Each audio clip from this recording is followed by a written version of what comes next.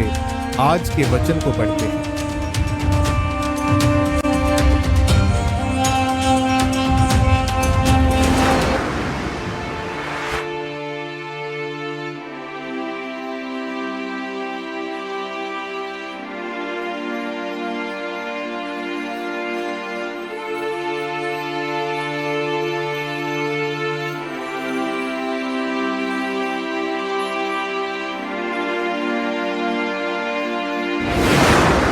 पहला काम परमेश्वर के साथ चलना।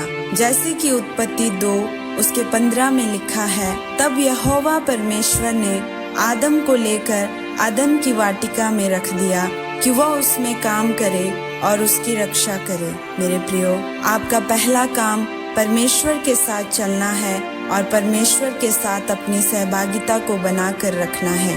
आदम का पहला काम था उस अदन के बाग में रहना और परमेश्वर के साथ अपनी सहभागिता को बनाकर रखना। एक दिन परमेश्वर ने आदम को गहरी नींद में डाल दिया और उसकी पसली निकालकर हवा को बनाया और आदम को दे दिया। आज एक विश्वासी का पहला काम आशीषों को लेना नहीं बल्कि परमेश्वर के साथ चलना है। याद रखें, परमेश्वर के साथ चलना आसान नहीं है, मुश्किलें आएंगी, पर अगर आप चलते रहें तो आप एक दिन बहुत बड़ी गवाही के साथ वापस आएंगे। अगर आप बाइबल में रूत के बारे में पढ़ें तो बाइबल बताती है कि रूत का पति मर गया और उसका सब कुछ खत्म हो गया, लेकिन फिर भी उसने अपनी सास नओमी को नहीं छोड़ा और उसने कहा कि जहाँ तू जाएगी वहाँ मैं जाऊंगी, जहाँ तू रहेगी वहाँ मैं भी तेरे साथ रहूंगी। तेरे लोग मेरे लोग होंगे और तेरा परमेश्वर मेरा परमेश्वर होगा। सच में रूत परमेश्वर का भय मानते हुए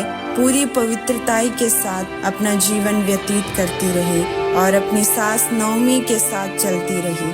आखिर में परमेश्वर की योजना के अनुसार रूत का विवाह एक धनी व्यक्ति के साथ हुआ जिसका नाम बोज था। रूत और बोज के वंश में से यीशु मसीह का जन्म हुआ। यह इसलिए हुआ क्योंकि रूत परमेश्वर के साथ साथ चलने वाली औरत थी।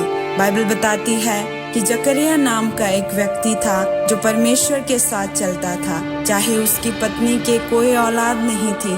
फिर एक दिन ऐसा आता है कि स्वर्गदूत जकरिया को कहता है कि तेरी प्रार्थना सुन ली गई है, तेरी पत्नी एक पुत्र को जन्म देगी और तू उसका नाम यूहन्ना रखना। वो परमेश्वर के पुत्र को बपतिस्मा देगा और उसके रास्तों को सीधा करेगा। उस समय जकरिया परमेश्वर को बोल सकता था कि मैं इतने सालों से तेरे साथ चलता आ रहा हूँ, पर अभी तक मेरे घर में कोई औलाद नहीं है।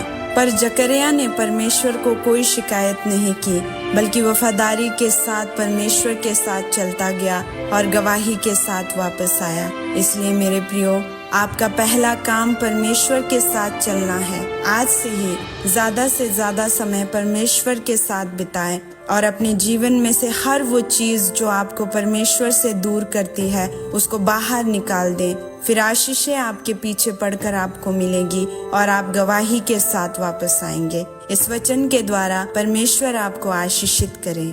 आमीन।